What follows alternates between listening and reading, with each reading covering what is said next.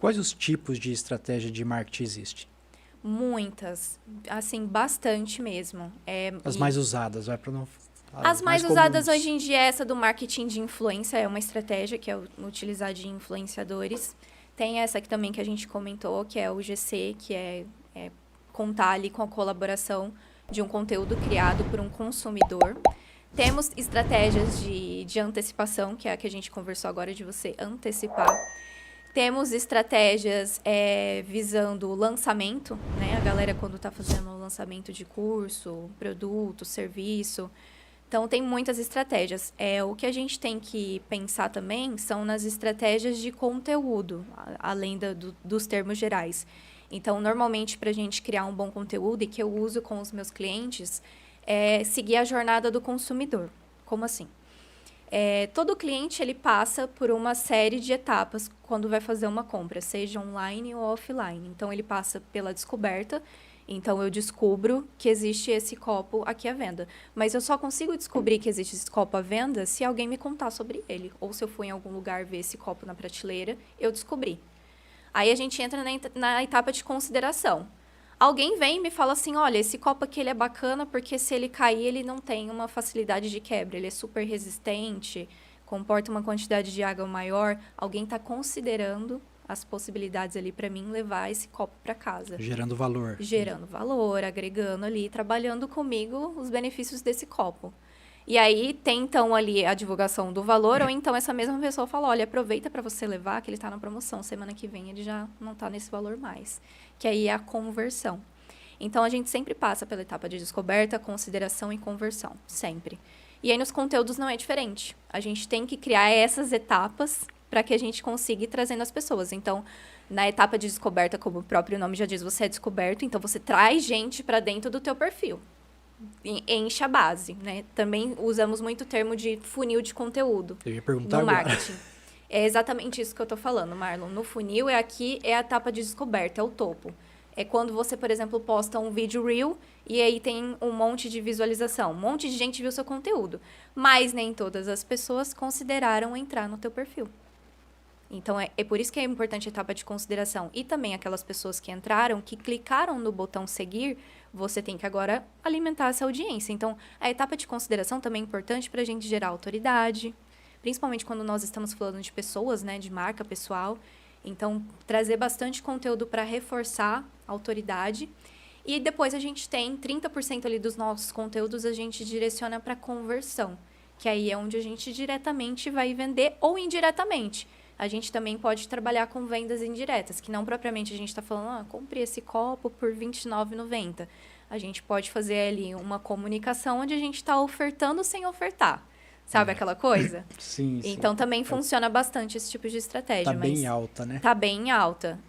Principalmente venda nos stories também. Manda aqui no direct que você quer, que eu vou passar para você as condições. Tá acontecendo bastante esse movimento também. Storytelling. Faz parte de uma das estratégias de marketing. Defendo super. Storytelling, eu acho que todo mundo deveria fazer essa estratégia, que é a arte de contar histórias, E o Bambam né? fez, hein? Fez, exatamente. Criou toda uma narrativa em cima. Não é? A gente achou que eles iam se matar lá dentro. Aí foi lá 36 Será que o Popó realmente soltou o braço ali? Eu acho que ele deu uma segurada. Segurou, né? Eu acho que sim. Eu acredito por conta disso, porque na entrevista que eu vi quando ele fez a luta com o Whindersson Nunes, ele falou que ele segurou. Sim, com isso ele segurou. Até que foi 8 rounds e foi ele falou, outros... eu dei uma segurada porque eu poderia nocautear ele a qualquer momento. Então, eu acho que até por ser uma questão de marketing, né? Era um show, praticamente. Um show, né? eu acredito firmemente, assim, que ele tenha segurado, sim. Então teria derrubado o primeiro soco. Derrubado e Teria. não levantado mais, né? Exatamente. E causado até alguma coisa séria, que era o que a gente estava falando aqui, né? Exato, Né? que é o que o pessoal ali das lutas falavam isso, né? Sim. Quer dizer, colocou poderia todo um acontecer alguma clima outra coisa. tenso. Realmente, é uma história bem contada, com um monte um monte de gente. Contei pra gente o que é exatamente o storytelling, como montar um bom storytelling. A gente viu ali Sim. na prática, mas conta ali como a gente identificar cada parte ali. Olha que tarefa, hein? Então, o que existe por trás do storytelling, de uma história? Sempre tem um contexto e um personagem. Então, por isso que muita gente fala assim, ai, tenho vergonha de aparecer nos stories, eu não gostaria de aparecer. Não dá para você criar um storytelling muito efetivo sem um personagem. Então, quando você não aparece, não fica muito efetivo. Obviamente, a gente consegue construir boas narrativas com produção textual. Mas hoje em dia, o que conecta é pessoas com pessoas. Então, sempre quando a gente está falando de storytelling, a gente tem que pensar nisso. Um personagem dentro de um contexto. Então, a forma de você construir isso por exemplo, nos stories, que é o que a gente está falando aqui agora. Você começa a introduzir o assunto, de repente, com uma enquete. Você já ouviu falar sobre marketing digital? Sim, não? Qual a sua opinião sobre o marketing digital? Você pode deixar uma caixinha de pergunta para começar a introduzir as pessoas no diálogo. Você conta uma história baseada em marketing digital, pode ser uma experiência própria, uma opinião sua sobre o tema. E aí, depois, para finalizar ali, você começa a levantar novamente a opinião das pessoas em relação àquilo que você contou. Então, aí você consegue também interagir com as pessoas e é onde você cria ali todo um aspecto de narrativa. Então, por isso que é importante sequências de stories, né, que a gente está falando aqui, que você consegue construir toda essa narrativa.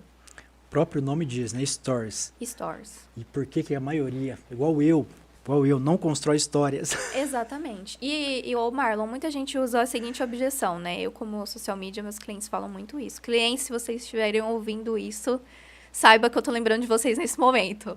Que eles falam o seguinte: meu dia não é interessante. Ou então, foi muita correria aqui, eu só fiz coisa chata, burocrática, ninguém ia querer ver isso.